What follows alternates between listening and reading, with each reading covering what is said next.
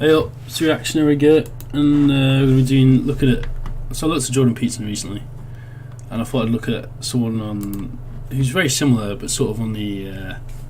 And in this video, specifically going to be talking about Jordan Peterson. I'm going to do a reaction video to this, where Slavoj Zizek, everybody's favourite Marxist philosopher, etc. All those funny little mannerisms. So I'm quite looking forward to this. I do like watching Slavoj Zizek's content. So in this video, is going to be talking about Jordan Peterson, cultural Marxism, and the West. So let's just watch this. This is an extract from a talk in Cambridge, I think, Cambridge Society. Check some questions, and then for the last 15 to 20 minutes. If you want to survive this evening, don't ever call me again Professor Zizek. I was waiting for you to tell me. What did I do? Did I rape your mother in public? You humiliate me. Oh man, straight in there with the politically incorrect My mom's jokes. watching. Please call because when you call me Professor Zizek, where is the professor here? It cannot be me. Right, Slavoj, as you wish. Okay, so Jordan Peterson was at the Union last week. I know, our great spiritual man. Yeah. And he said that he hoped that the Democrats got badly beaten in the midterms, so it would give them a kick up the arse, effectively. And you said in a recent interview with Owen Jones that you think that Clinton is the problem, not Trump. So I was wondering whether you agree with Professor Peterson, and whether you think that the Democrats got the you can call Professor, that's okay, yeah, I got you. and whether you think that the Democrats got the kick up the arse they needed this week in the elections. I am, okay, let's not lose too much time with this. I just wanted to say that I'm quite convinced with some analysis which show that the reasons of this relative success only in the Senate of Republicans is the obvious, incredible injustice of American electoral system for the Senate. You know the principle, each state gets 2 senators. So you have a small state, small by the number of population, like, I don't know, Montana and so on, which gets the same number of senators as California, although California has around 60 times more population. And it's strict. Do you know that the Democrats nonetheless got some 15, 20 million more of the votes, you know. But you know, where do I more fundamentally disagree with Peterson? On the one hand, it's not that I am for... This should be interesting.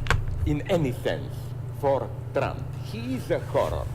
But maybe this is my wildly Leninist, speculative, brutal mind. I am always obsessed by this idea. I don't blame them. They can be well-meaning and so on. That, again, as you said and I said, the problem is the disintegration of this old centrist liberal democratic consensus. And this is what is really in crisis. And I see Trump as somebody who further undermines this consensus and thus create a need and maybe even a chance for a new consensus. I claim no Bernie Sanders and so on, no democratic socialists without Trump. Now, I know this is an extremely dangerous game because some idiots who criticized me at this point use this idea, but this is the same as to say some crazy communist did say in 33, it's better to have Hitler in power. Now, the fronts are clear. No, I'm not saying this. It's a specific statement about United States. For example, I am not saying that you should get Boris Johnson as Prime Minister or France, Marine Le Pen. European states are organized in a much more centralized, different way. So, back to Jordan Peterson. First, I think that with all his pseudo-scientific reference, you know, he cannot Yeah, that certainly means talk about some women source. and marriage without mentioning lobsters, whatever, all of them. That if you go to the end in this direction, mirroring relations of domination among animals, projecting them onto humans, then we humans are doomed, my God. Because humanity... It's a really interesting Such point. is unnatural. What is the idea of equality, freedom, and so on and so on? This is human madness. Yeah. And not only this, I cannot go into this now, but my first point is, and I will quote here somebody who is also my enemy, but a little bit more honest, Steven Pinker, so-called rational optimist.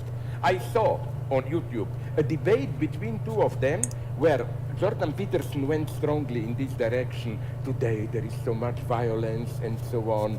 And then Steven Pinker said, sorry, your facts are totally wrong. Like, no, if you look at it globally, with all the horror, knife crimes and so on, the last decades are still much better than any time in history and so on and so on.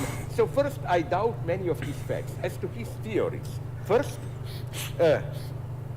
I was not in the sense that he uses it, but I think at the beginning, not that I liked him, I think he became famous for his brutal reaction to some transgender people's idea, he, she, it, whatever. I don't agree with him, but I think he did draw attention to some problems there. There I had not a sympathy, but half understanding. Then catastrophe Yeah, that's kind of where I lie with that whole thing. Emerged when he fell into this stupid trap and started to use the term, which is today the main term of contemporary right, cultural Marxism. And it would be so interesting, I don't want to talk too much, to follow, to deploy in front of you the entire background of this nation. It's incredible. There is a whole conspiracy theory narrative. It goes like this. After communist revolutions, direct political, failed in early 20s, communists, Comintern, Lenin, whoever was there, Stalin, decided that we failed because we underestimated the strength of the Christian moral convictions of Western people. So we should first undermine them morally, and this is why it's a beautiful theory, I like. Through the detour of some Argentinian millionaire, they financed Frankfurt School, Western Marxism, which then culminates in today's what they call cultural Marxism. Okay, to cut a long story short, I talk too much, I know. I'm totally opposed to this narrative. I think that today's political correctness and so on, its failure is not that it's too fanatically Marxist, it's precisely that it's not Marxist. That is to say, basic question of social power, economy, and so on, it obfuscates these powers, this question story as cultural problems, and so on and so on. Then there is the third moment. I'm not giving you now full critique. I cannot have just mapping the topic. Where I find him, Peterson, even more problematic. His attitude. He wants to be a wise guy, wisdom, giving advice to people, Jungian approach, and so on and so on. Here I react like Goebbels. I pull out my gun. Like, oh man, just doing funny jokes. Any form of wisdom. Wisdom is for me, by definition, stupidity. You know what is wisdom? Wisdom is totally opportunistic. I'll give you a simple example. In my country, let's say you do something risky and you succeed. Then I can immediately comment on your success by 5-10 proverbs, you know, like we have it rhymes nicely in Slovene. Only those who risk profit or whatever, this type of justifying risking. Then let's say you fail. We have again a series of wonderful vulgar proverbs, like my most popular one, you cannot urinate against the wind, you know, and so on. This is, wisdom is so deeply, and I think the greatest of our traditions, at least European, Plato, ancient Greek philosophy, or Christianity, they are absolutely anti-wisdom. Jesus Christ is a madman. I mean, in this sense of socially disruptive and so on. You know, if nothing else, the traditional form of wisdom always thinks in circular terms. what arises will fall down. Everything returns to dust. And the notion of injustice is always the notion of somebody who should stick to his or their particular role, gets caught in a hubris too much, but balance has to be restored. This is the very opposite of Christianity and of Plato. The basic idea of Plato is Plato's idealism.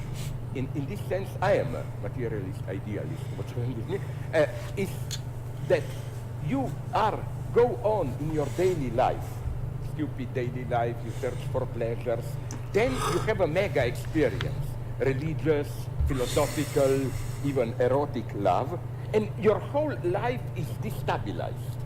Are we aware how non-organic, traumatic, brutal thing a true passionate love is? Again, a vulgar example that I like to use. Let's say you are not in love.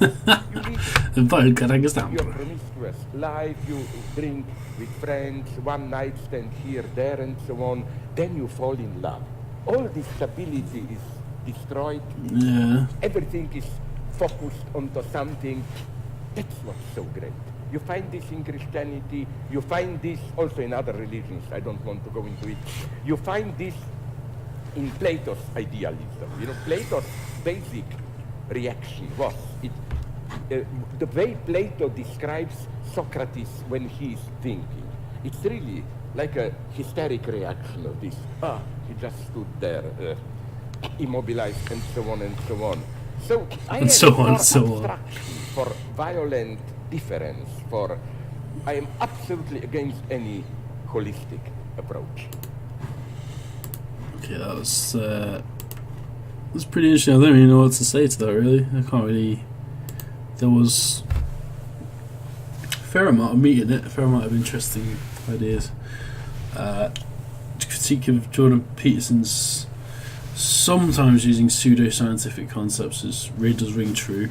Obviously there's some nice little and so on and so on. It's vulgar, and if I can use my vulgar and use the vulgar joke and straight in there with a kind of dodgy kind of rape joke as well, pure Slavoj Zizek style, just straight in there with a completely inappropriate like joke. It's quite interesting. I didn't react too much to that, but there's quite a lot to take in actually. But yeah, I'm not going to do too many of these reacting to debates and things videos. I just wanted to try it out as an experiment. If you have any thoughts on it, then just leave them below. Slavoj Zizek, Jordan Peterson, whichever, or Plato materialist philosophy.